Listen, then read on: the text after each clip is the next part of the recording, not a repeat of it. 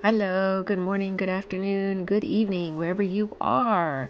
When you see this video, this is for September 2nd, 2025.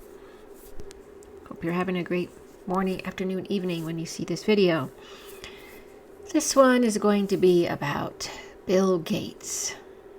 Not a fan. Not a fan at all. I mean, if it wasn't already bad enough that he stole ideas and things from Apple. When he first started out, he was always stealing things. He wouldn't come up with things on his own. He has this depopulation thing that he showed on a TED Talk.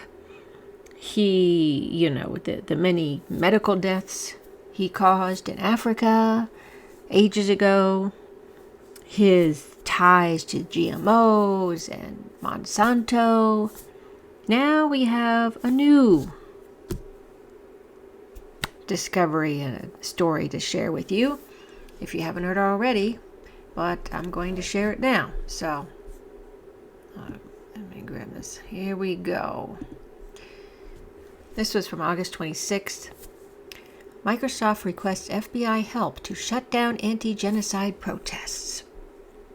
Current and former employees say Microsoft's Azure cloud platform is aiding the Israeli genocide of Palestinians in Gaza.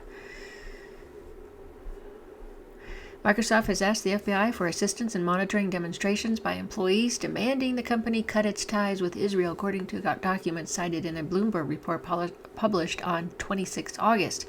In emails seen by Bloomberg, a company director of investigations asked the FBI for intelligence on planned demonstrations.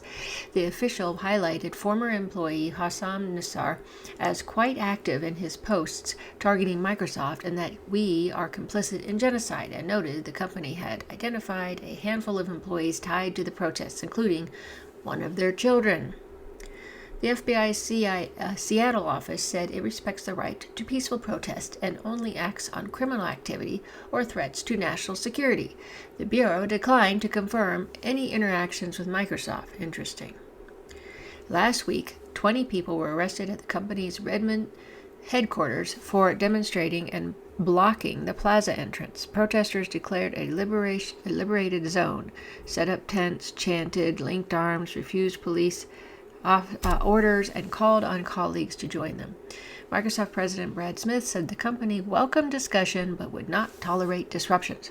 To have them engaging in vandalism and destructive behavior obviously makes clear that this aspect of the issue is no longer about dialogue with employees. It's a matter for law enforcement, and that's how we're treating it, he said.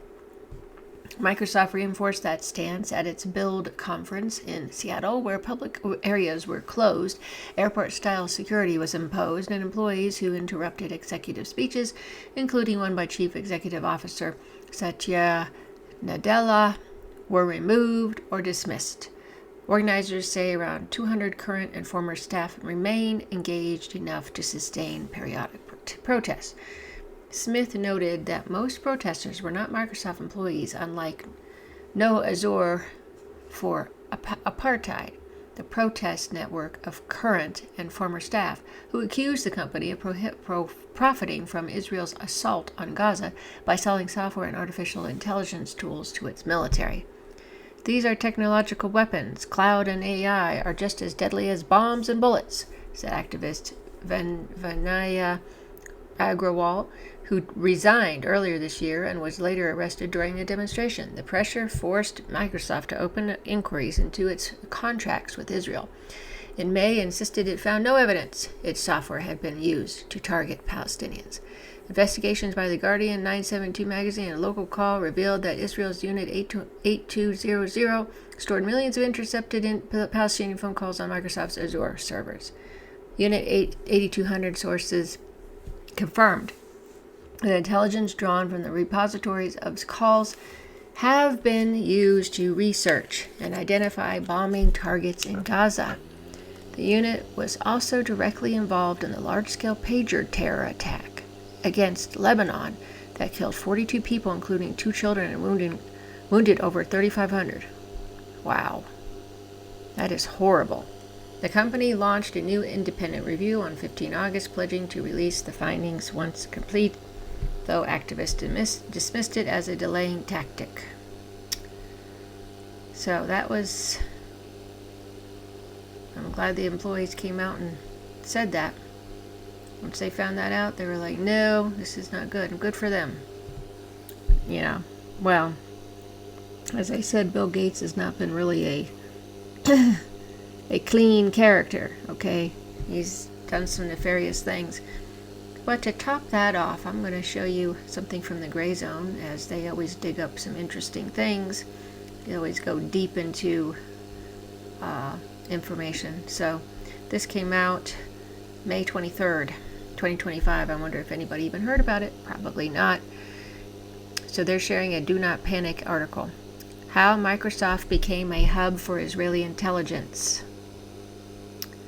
Microsoft's close collaboration with Tel Aviv, including its employment of over 1,000 Israelis, strongly undermines the tech giant's claim that no Palestinians have been harmed by its services.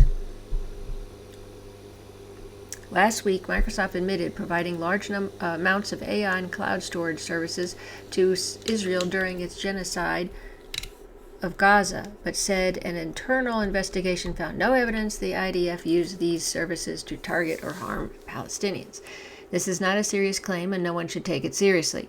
Just as Nazi Germany's crimes could not have been committed without the technology IBM provided to track, round up, and murder Jays, Romani people, and the disabled, ISIS apartheid and genocide of the Palestinians would not be possible without Microsoft. Remember, ISI is ISRAEL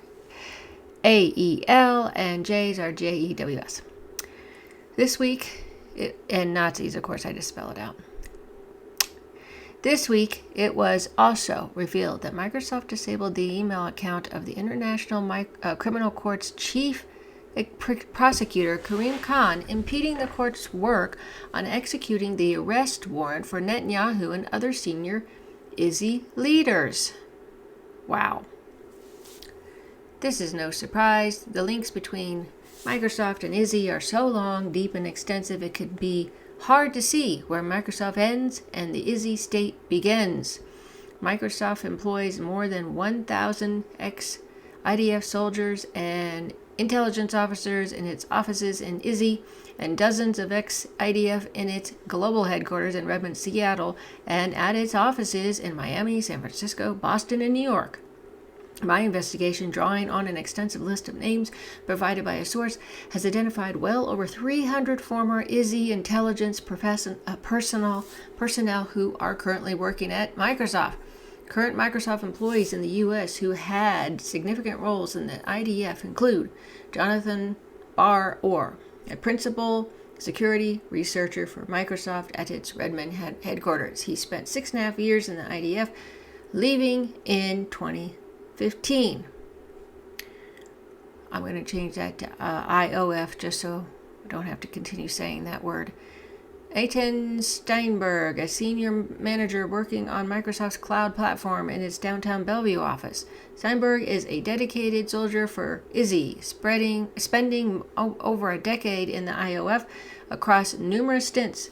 He also worked for ISI's arms company, Elbit, Roy Rubenstein, based in Boston, and who leads Microsoft's data analytics platform, Fabric. He spent over 9 years in the IOF, focused on state-of-the-art technologies for autonomous vehicles and fast-paced development for special units.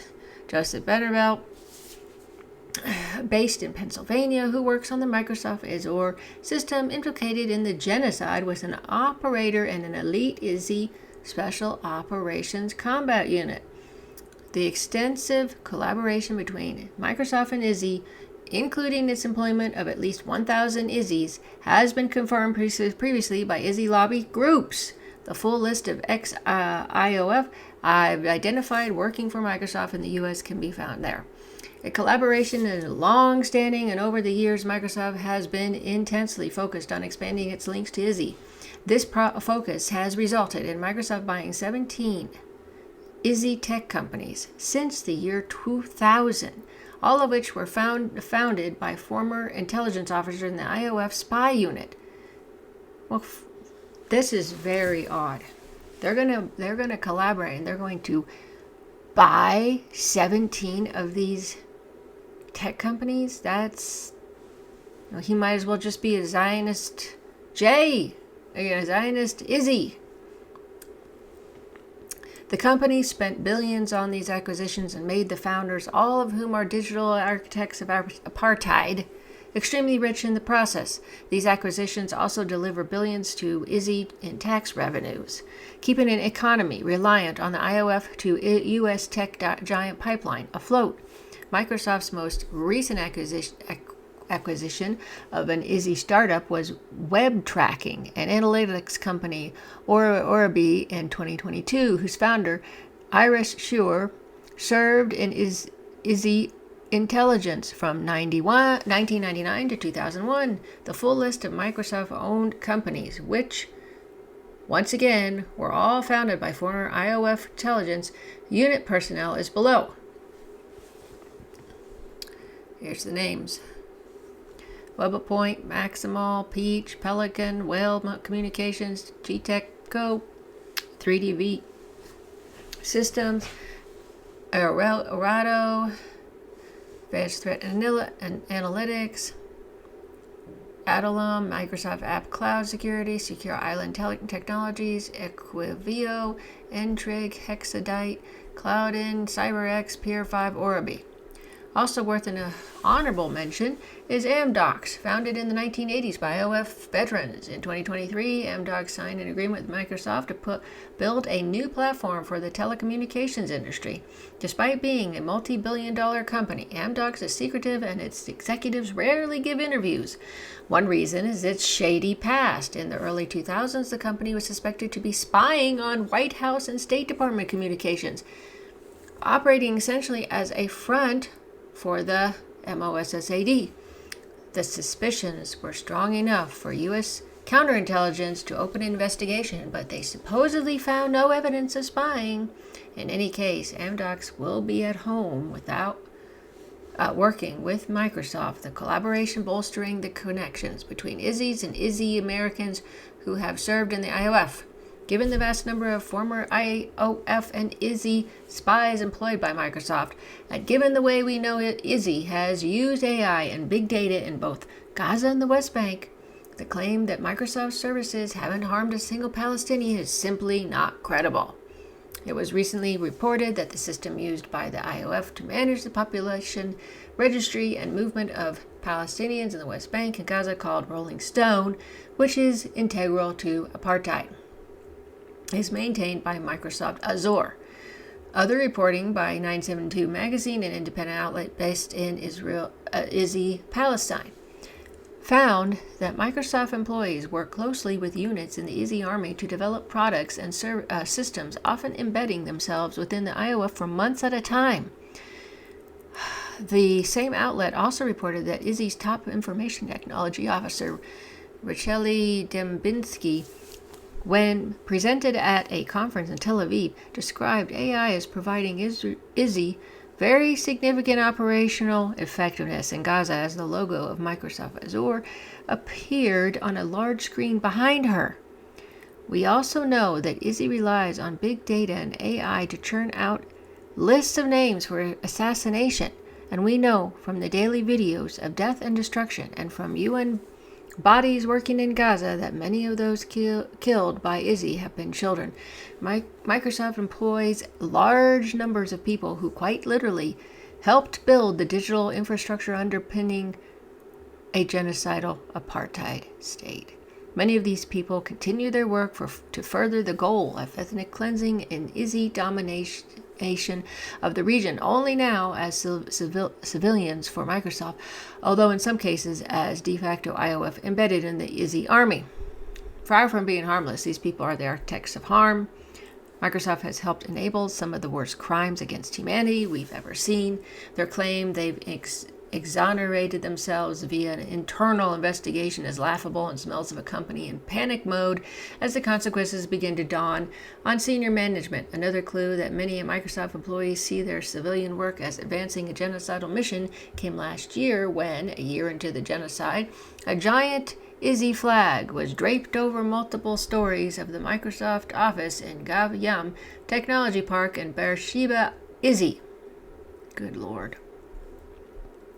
I'm sure many IBM workers in the 1930s and 1940s had NAZI flags on their desks too, also believing in the mission. We should also bear in mind that while the genocide of Gaza started in October 2023, IZZY's apartheid system predates its final effort at the ethnic cleansing of Gaza by decades, just as IBM provided NAZI Germany with the ability to track and trace J's. Microsoft and other tech companies have long worked with IZZY to collect the store's huge amounts of data on Palestinians. This data is what then justifies and enables IZZY to harass Palestinians at checkpoints, confine Palestinians to Palestinian-only areas, and frequently detain and murder them. This huge collection of data also serves a critical PR purpose, providing IZZY with the veneer of sophistication it needs to talk about targeted military actions while enacting apartheid, mass detention, and mass slaughter. It's also likely that Microsoft helped IZZY develop the facial recognition technology, which it uses to restrict the movement of Palestinians in the West Bank and Jerusalem.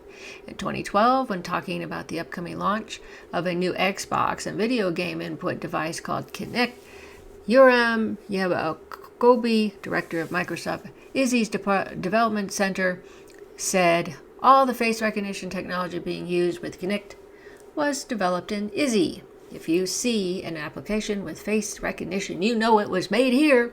Microsoft is deeply embedded in the genocidal architecture of the IZZY state, and agents of that state have staff key products and functions. The claim that its services have never been used to target or harm Palestinians doesn't stand up to the most rudimentary test of intelligence or logic. When the reckoning comes for IZZY, it must come for Microsoft too. Well, that's frightening, isn't it? Great story. Just more evil, more corruption, more death and destruction connections with a, as Jimmy likes to say, a computer nerd, but really this man, apparently he didn't even finish school, so can't really give him the nice nerd label, because, you know, nerds at least have some brains, and in a good way. They use them in a nice way, you know, not like this. Anyway, lots to learn there. As always, you get all that deep dive stuff from the Gray Zone, and that was Do Not Panic's report. They often publish from their stories as well. So I hope you got a lot out of that. I hope it was informative to you. Thanks so much for watching. I hope you have a great evening. Until next time.